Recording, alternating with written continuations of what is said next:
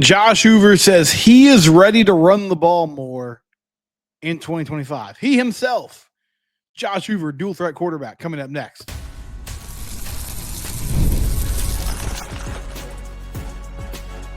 You are Locked On Horned Frogs, your daily podcast on the TCU Horned Frogs. Part of the Locked On Podcast Network, your team every day.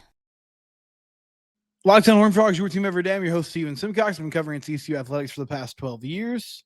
We're brought to you today by Gametime. Gametime is the best place to get tickets to the big game. I will tell you about that later on in the show. We're going to get to some of your thoughts from Monday's program.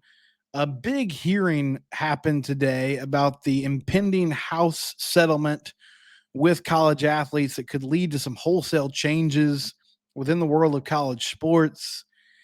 And yes, I will briefly mention our Big 12 brethren, the Houston Cougars, falling in heartbreaking fashion to Florida tonight. So the Florida Gators are your NCAA champions in men's basketball. But we start today with news from TCU spring camp. Josh Hoover says on Saturday he is ready for the TCU run game to improve. Now, that in itself is not shocking, but one thing he mentioned when asked about it was that he wants to take off and run the ball a little bit more this year. Steven Johnson from the 4-Star Telegram mentioned, hey, we've noticed during these practices, you've been keeping the ball yourself a little bit more often. Is that a conscious, is that a choice that you're making? Is it just sort of taking what the defense gives you, what's going on? And he gave a good answer about how he himself can help this run game. We have talked at length this offseason and really for the past couple of years about TCU struggles to find consistency up front, struggles to find consistency with their running backs last year, and how that led to a very uninspiring run game. And if TCU is going to be playing at a high level again, they need to get back to a place where they can run the football consistently. And there's been a lot of gnashing of teeth about Josh Hoover and his lack of mobility. And I think less so the lack of mobility because you can't really do anything about that. And it's crazy how much the sport has changed in the past 5 to 10 years. Having a dual threat quarterback used to be a luxury. It was something that if you had that ability on your offense, on your team, you could use it. You could exploit defenses in different ways with it. But most QBs were pocket passers. If they were using their legs, it was primarily to get outside the pocket, extend the play, buy time for their receivers to get open, keep your eyes down the field. And Josh Hoover seems to subscribe to that model.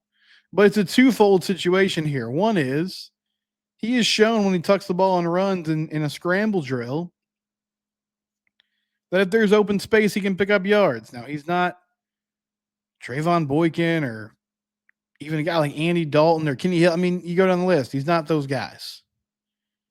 He's not going to run for 60 yards on a play. But he knows how to, pick his way through the defense and take what they give him. I don't think he's taken enough advantage of that throughout his career. Also, he has never been a threat in the zone read game. Teams don't really have to account for him in those situations because up to this point in his career, he hasn't pulled the ball and run himself very often.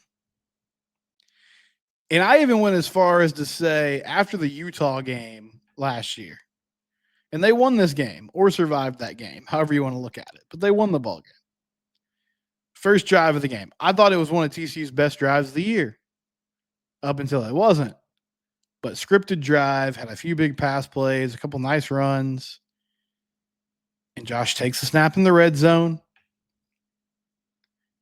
There's a miscommunication and a mishandling of the ball at the mesh point when he's trying to either hand it off to his running back or pull the ball, fumble. TCU loses the ball. Turn it over in their first possession of the game. Same thing happened against Stanford in week 1. down in the red zone, puts the ball in Cam Cook's belly at the mesh point, and just sort of clunkily loses it during that exchange. And I would say he didn't even look comfortable in that aspect of it last season. But next year, or this upcoming year, I'm all about setting realistic goals, okay? He's not going to be a dude that runs the ball 10 times a game for 65 yards and a touchdown. That's not who he is. But every once in a while, if you can pull the ball just to keep the defense honest and change the math in the run game, or if instead of moving out of the pocket and trying to find a receiver, if you can move out of the pocket and see some open space and say, you know what? Let me get 5 or 6 yards here. That could do wonders for this offense and their efficiency. So let me play the clip. This is Josh Hoover after practice on Saturday, talking with the media about some things they've been working on this spring, and specifically him running the ball more this year. Just being more comfortable in offense. And, I'm not a full four guy by any means, but I feel like I can take off any plays with my feet. And just being more comfortable doing that and believing in myself. And I think I've kind of shown that a little bit this spring, being able to take off and pick up first downs. And it's going to be huge for our offense. Just maybe on the run a little bit.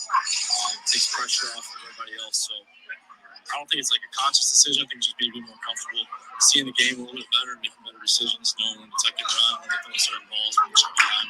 So it goes back to that decision making, and that's what I'm trying to improve, work on this offseason, and it's going well. So a few things from that clip.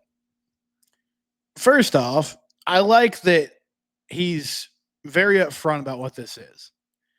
He's like, look, I know who I am. I'm a pocket quarterback. That's where I make my money. That's what I'm going to do. But he realizes if he can make some plays, occasionally take off, that can help this offense. It can help them with their play calling. It can help them as far as like the defense having to account for him a little more closely in that aspect of the ball game. And I never really put this together, but I thought he made a good point. And he was asked the question, he was sort of prompted in this way. But he's in year 3 of this system now. He knows the Kendall Briles offense really well. And he now has a good grasp on what Kendall Briles wants to do with him specifically as the quarterback. His first season as the starter, first half of the season as a starter, when he took over from Chandler Morris, he was filling in reserve duty. And a lot of those games were, okay, what can we run? What can we not? What is he comfortable with? But now they have a full year of tape and a full year of circumstances and situations where they got to see, okay, here's what he does well. Here's some areas where he can improve. Here's what we do well as a team. Let's focus in on that.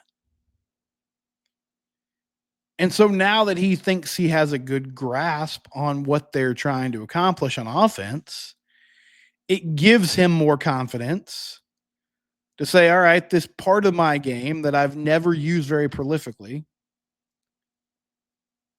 maybe I can start mixing that in from time to time.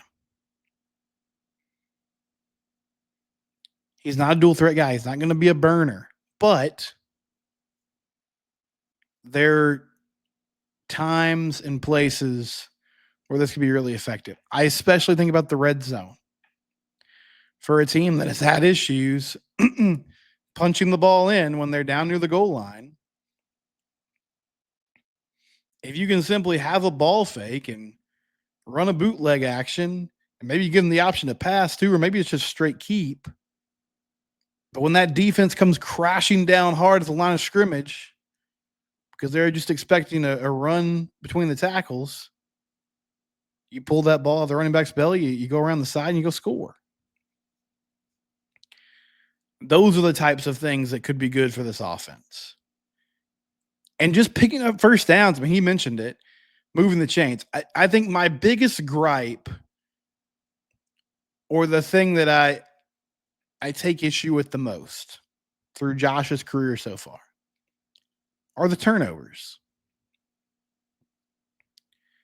And the turnovers, as I've gone back and watched tape and watched some of the, a lot of the games they played last year. In most cases, it's a byproduct of trying to do too much. There are more examples, but the Tech game comes to mind. TCU gets off to a red hot start against Texas Tech, and then they hit a wall. They stall out. And suddenly Tech's up by a couple of scores. And Josh takes the snap and rolls out to his left. And he is in a place where, it looks like there's 5 to 10 yards of green field in front of him, where he could tuck the ball and get a first down, or at least get close to a first down. Just incremental gains to keep the offense moving. But instead, he looks up and he sees one of his receivers kind of break off a makeshift wheel route to try to get up the field. And he tries to throw a bullet in between 2 defenders. It gets tipped up in the air and picked. And that almost cost him the ball game. And those are the types of risk that he eliminated in the second half of the season. And he continued to say in this interview, that's a big focus for him and the team this year, or this spring camp into fall camp, is winning that turnover battle, not making bad decisions, protecting the football. These are all things you want to hear from your senior quarterback, or junior quarterback in his case, upperclassman QB. But it's refreshing that he is at least making an effort to change some things up. I will also say this. Running the ball as a quarterback in practice is much different than in the game, because there is no faster way as a defensive player to get the coaching staff very upset with you and angry with you than to take the quarterback down to the ground, right? So there's sort of a built-in safety net there of Josh is going to be upright through that whole process. But at least he's getting a feel for it, even if it's kind of against air in some ways, for how to execute it, what they want to do, and some situations where maybe it could be beneficial. He also said, when asked specifically about the offensive line and the run game, that it's better than it's ever been since he's been here on campus. I hope that's the case. I'm sort of in a wait and see mode with that part of it. But I mean, it all correlates together. If he can start running the ball from time to time, that's going to help their run game, because it changes the math with the opposing team's run defense. When we come back, some news from the NCAA and a recent court hearing. That's here on Locked On Horned Frogs, your team. We do it here every day.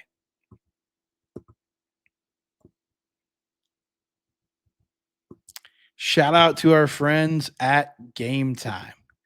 Gametime is the best place to go to get tickets. There's nothing like the energy of a live game, whether it's catching a Major League Baseball game, an NBA matchup, whatever it is. Gametime is the place to be. They make scoring last-minute tickets easier than ever. Prices actually drop as the event gets closer, and with their all-in pricing, you can see the total cost up front. No surprises at checkout. They have last-minute deals. Save up to 60%. Buying last minute for sports, concerts, comedy, and more. You can grab last-minute seats and save big with their zone deals. They give you a view of what your seat is going to be when you sit down. They show you a picture. Take the guesswork out of buying tickets with Gametime. Download the Gametime app, create an account, and use Locked On College for $20 off your first purchase. Again, that's LOCKEDONCOLLEGE for $20 off your first purchase. Download Gametime today. Last minute tickets, lowest price guaranteed.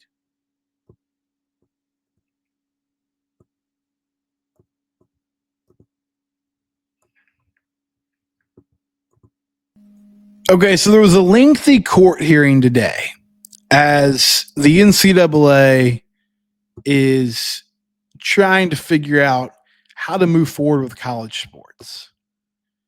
And Judge Claudia Wilkin heard arguments from both sides. There's a impending House settlement that could be coming down this summer that would lead to a lot of different things. But a few of the highlights: revenue sharing, roster limitations in certain sports, specifically football. The number that's getting thrown around is 105 players, hard stop.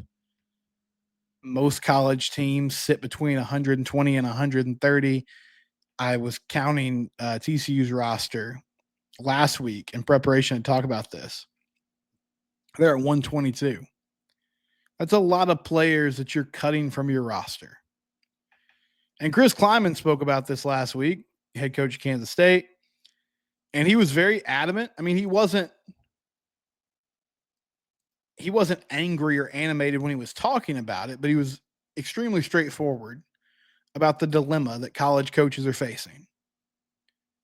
Because they're making a lot of these decisions here in the next few months, and they're doing it pretty blindly right now. Mike Buddy was on 365 Sports a few weeks ago, and he kept saying, like, we're moving towards a world we think where there's going to be revenue sharing, but he kept adding the caveat of, we don't know for sure, and we're not going to know until the summer.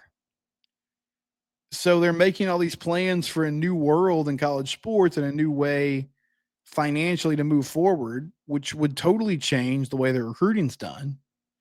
I think it's going to be good for everybody long term because it'll make things more above board. But it's going to be a process to get all that figured out. And Chris Kleiman was talking about the tough spot that he's in as a coach, and I'm sure a lot of coaches feel the same way, that the rule that's kind of being floated out there right now is that you don't have to make these changes to your roster until the first day of competition. So you have up until the season opener to get down to the number you need to.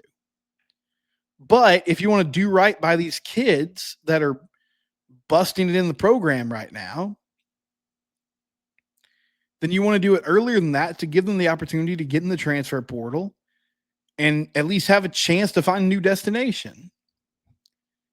It also will most likely eliminate walk-ons as we know it. And some of the coolest stories in college football are walk-on players. And they're important for your roster too. It's not just that they're fun stories or that it's sentimental. You need guys like that to fill out your practice squad. And speaking of a practice squad, this is not the NFL. So you trim that down to 105. And it's not like the NFL where the last few games of the preseason, you're putting, your dudes out there and allowing them to get some tape so that if they do get cut, maybe they land somewhere else. And in some cases, teams will cut somebody and then they'll hope like, hey, I think in a couple days, this dude's going to be available again because they'll clear waivers. And then we can sign him to our practice squad. Well, none of that's been spelled out in college football. So it's a very difficult scenario. How do you do roster management if you don't know exactly how it's going to work? And on that front, this is from Ross Dellinger from Yahoo. He said Judge Claudia Wilkin gave indication that she'd approve the NCAA's House settlement if changes are made to roster limits, possibly phasing them in, and the inclusion of future athletes in the class, tweaking the language on that part of it. So as far as the roster limits go, her thought was, let's not do this all at once. So let's have some overtime. And I don't know what the exact numbers would be. Maybe they come to a compromise where it's like, okay, this year you need to get down to 115. By next offseason, you need to be down to 110. And by the next start of the next season, you need to be at 105. And that would make sense. It would allow coaches to account for that in recruiting over the next couple of recruiting cycles. It would give them the opportunity to start making plans about, okay, which players do we need to keep? What type of players do we want to keep on our roster moving forward? So I think that's a much better idea than what we currently are looking at, which is just kind of a free-for-all where coaches are making these decisions without really knowing what the future of the sport's going to look like. I think revenue sharing could end up being a really good thing for TCU because the NIL market's just so out of whack right now. Nobody really knows like what the value is for some of these players. It feels like in a lot of cases, schools are negotiating against themselves, and these agents and maybe in some cases family members are like, using their leverage to force schools into big paydays. And so it's a wild world. But the roster limitation piece, I'm not sure how that's going to affect TCU specifically. I don't love it because I think like TCU needs that depth on their roster, and they don't have like the depth that a Georgia or Alabama does, but they need people who can give them a good look in practice. Everyone does. But that's going to be another challenge for college football coaches. It's a tough job right now. I mean, they get paid very well. I'm not going to act like they're victims here. But there are so many things about the job happening in this moment that weren't even a thing 4 or 5 years ago. So what's the blueprint for that? How do you navigate it? That's not for me to figure out, but it's difficult. But at least it looks like there's an opportunity here that this roster limitation piece might be broken up into some smaller increments and over time so coaches have more time to plan. We'll come back and wrap things up. Your team would do it here every day.